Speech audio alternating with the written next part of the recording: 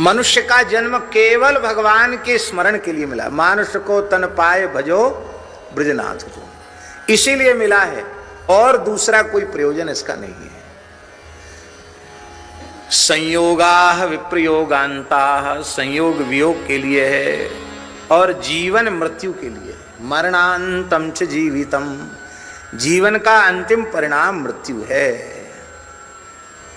ये बात समझ में आ जाए ठीक से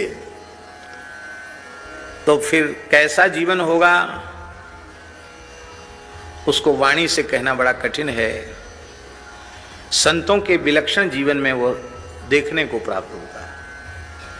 हमारे पूज्य श्री पहाड़ी बाबा महाराज, खाकचौक वाले महाराज जी, पूज्य गोस्वामी जी जानते होंगे उनको,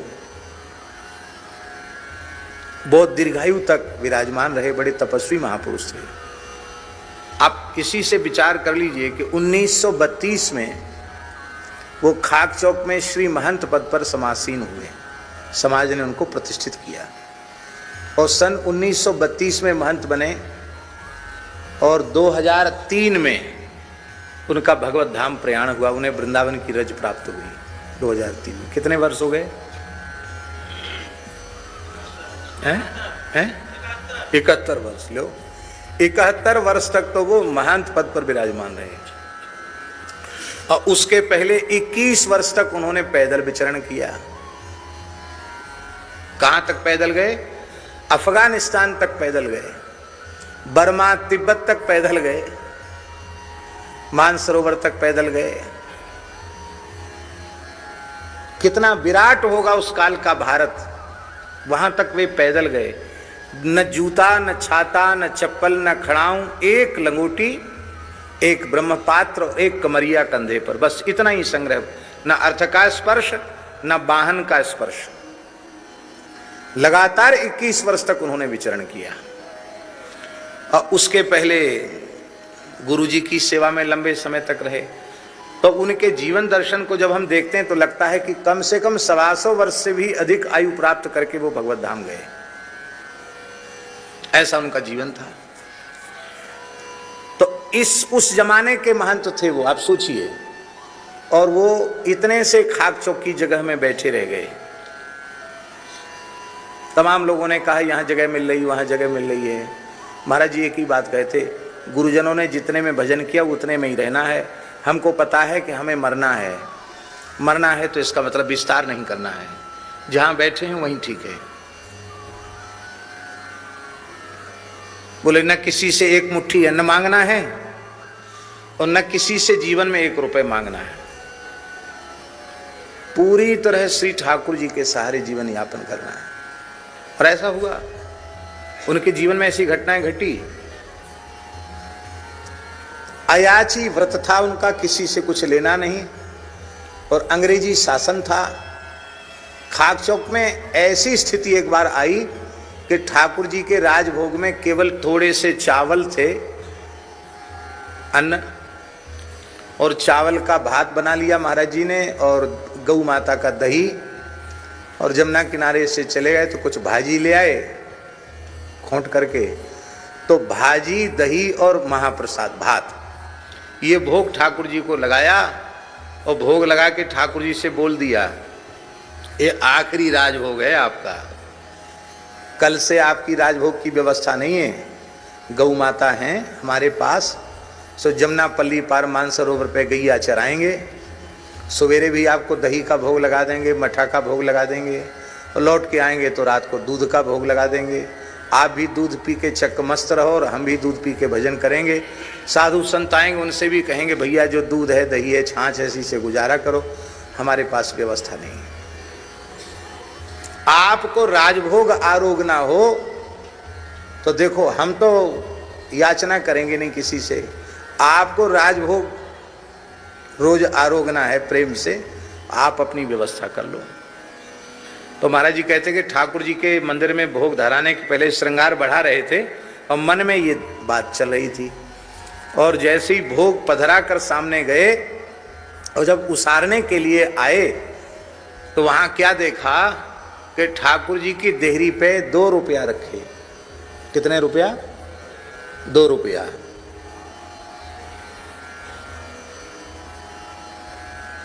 ये बात है लगभग सन 1940 या 41 की बात है, उस समय की बात है। 2 रुपया रखे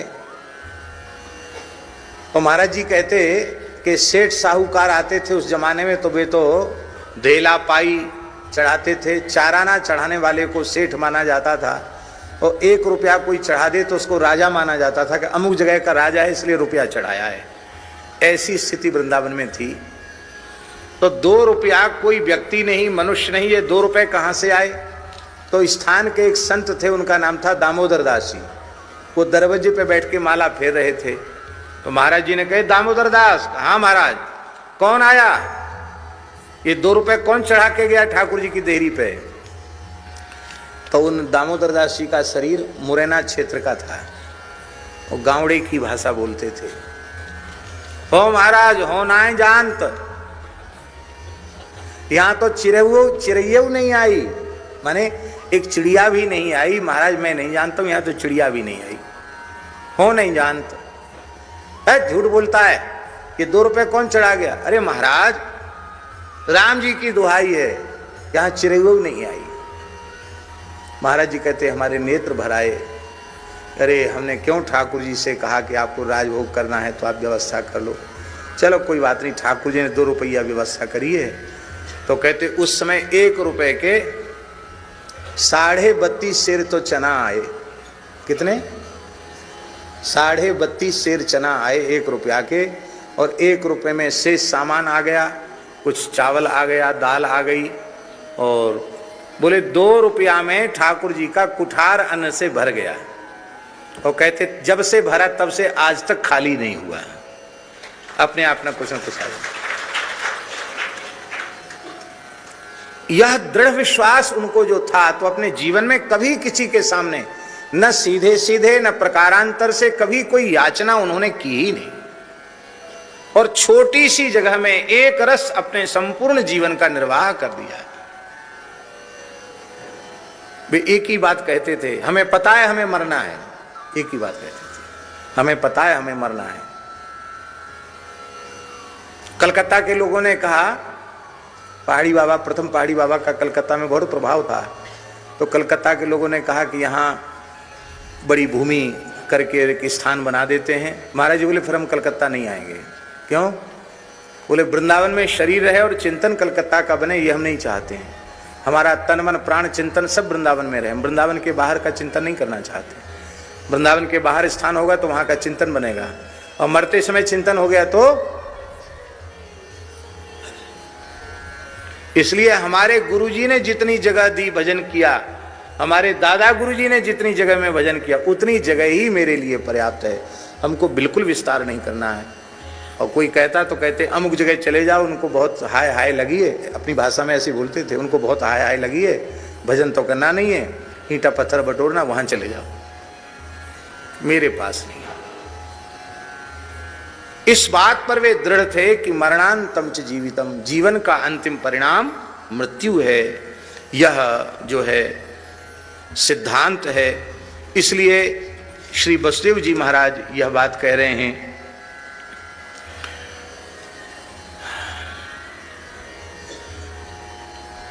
श्री नंद बाबा ने भी बहुत अच्छी बात कही। वे कहते हैं, नूनम यदृष्ट निष्ठोयम अदृष्ट परमो जनः अदृष्ट मात्मनस तत्वम यो वेद न स बुह्यति। हे वसुदेव जी महाराज, निश्चित ही यह मनुष्य, यह जीव अदृष्ट के सर्वथा अधीन है।